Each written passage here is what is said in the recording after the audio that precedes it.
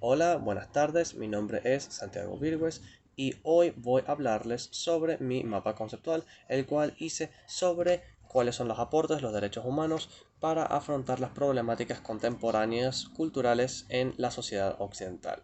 En este mapa se van a ver distintos aspectos, en específico 5, con diferentes subtópicos, los cuales vamos a hablar un poquito a detalle para saber exactamente de lo que se trata el mapa conceptual.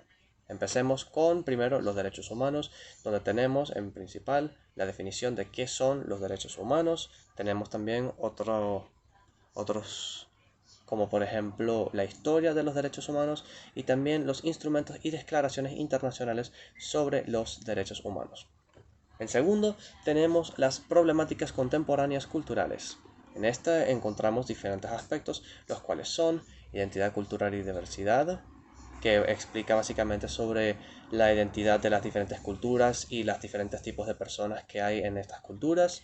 La globalización y la homogeneización cultural. Globalización se refiere al concepto en donde nosotros como humanos y como personas nos unimos y creamos relaciones más fuertes. Desafíos de la migración y la multiculturalidad, que la migración es un proceso que puede ser muy complejo para las diferentes personas y que tiene diferentes desafíos, los cuales pueden ser muy complejos dependiendo de la situación de cada persona. Discriminación y prejuicios culturales, que la discriminación y los prejuicios son un problema con el que tenemos que lidiar día a día, que muchas diferentes personas tienen que lidiar de diferentes maneras, la cual es una cosa muy importante que hay que tener en cuenta. Y los conflictos culturales y sociales, que son simplemente los problemas que se encuentran en estos dos conceptos. Luego tenemos la sociedad occidental como tal, en donde tenemos las características y los valores de la sociedad occidental, que no hay mucho que decir en eso, simplemente son los valores y las reglas que tiene la sociedad occidental. La evolución de la sociedad occidental, que es simplemente cómo ha llegado al punto en el que está en este momento, que igual no es muy difícil de explicar, simplemente que han habido muchos diferentes eventos que han llevado hasta acá. Y tenemos también el desarrollo de los derechos humanos en las sociedades occidentales, que por lo que se ha visto no se han desarrollado mucho, ya que aún hay muchos problemas, como ya los mencionados prejuicios y discriminación. Luego tenemos los aportes de los derechos humanos. Los aportes de los derechos humanos son las cosas que los derechos humanos nos han ayudado a hacer en la sociedad de hoy día. Por ejemplo, tenemos la protección de los derechos humanos, que se refiere a las reglas que se ponen para mantener a los derechos humanos en pie y para que estos sean aplicados de manera correcta.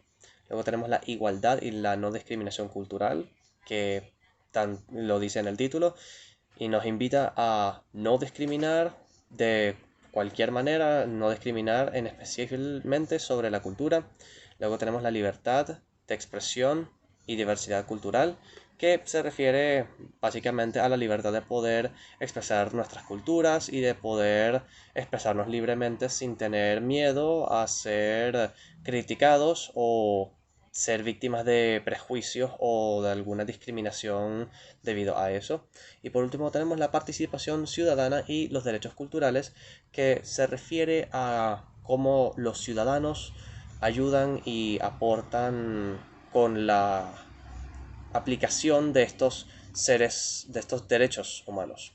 Y por último tenemos la implementación de de los derechos humanos en la sociedad cultural, donde tenemos el marco legal y constitucional de los derechos humanos, que se refiere a cómo se han aplicado legalmente a las normas, como por ejemplo podría ser crimen por racismo, que sería pagar cierta multa o pagar cierta cantidad de tiempo en la cárcel.